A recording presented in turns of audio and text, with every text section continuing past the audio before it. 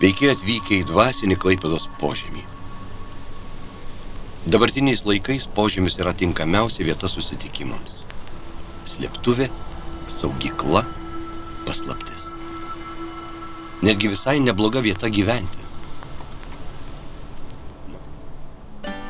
Mano uždavinys buvo tą istoriją papasakoti per dailininko Valchauerio asmenybę. Tokia labai paslaptinga XIX amžiaus asmenybė, tokia tragiška, juolab palikusi Jono bažnyčios vaizdą prieš didįjį gaisrą ir po, tai jinai turi tiesioginę sąsają su bažnyčia.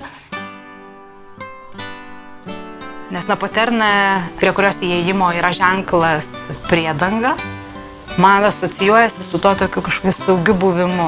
Šiuo atveju tie augalai iš tikrųjų atsiras kaip Vynerio sodai, kažkas tai tokio. Tas koridorius, kuriuo lyg sodų, lyg kažkokią tai alėją turėtum praeiti ir atrasti kažkokį kultūrinį bloką, ant kurios nuguls įvairiausi, galbūt šiandienos kultūros artefaktai.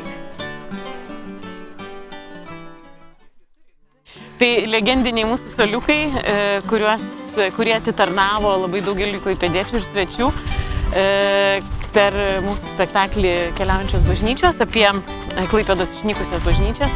Ir labai smagu, kad jie pradeda gyventi naują gyvenimą. Ačiū. Tai nėra kažkoks tai iliustravimas konkrečių enciklopedinių, istorinių segmentų muzikos prasme, bet tai labiau atmosferos kažkoks kūrimas. Bendrai sakralinis, ritualinis, pakilėjantis. Tos bažnyčios nėra, bet visi ją kažkaip jaučiam.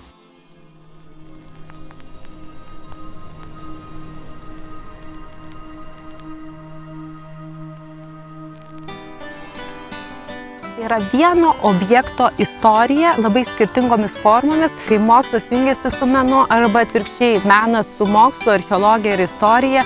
Ir aš manau, tada gimsta tas produktas, kuris yra nesumeluotas, bet jo raiška yra visai kitokia. Apims daug dalykų ta ekspozicija, taip aišku, jinai labai glaustai, bet tiesiog apie viską po truputį. Ir bus garsiniai pasakojimai ir dar meninė instaliacija susijusi su šia tema. Tai toks tikrai gan plati ta ekspozicija savo įvairias temomis ir tais būdais eksponavimo. Šitą projektą sukūrė būtent Klaipėdos miestiečiai, Klaipėdos gyventojai.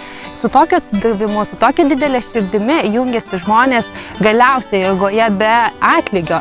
Ir tai rodo, kad projektas mums yra svarbus. Aš manau, kad čia yra mūsų projekto stiprybė.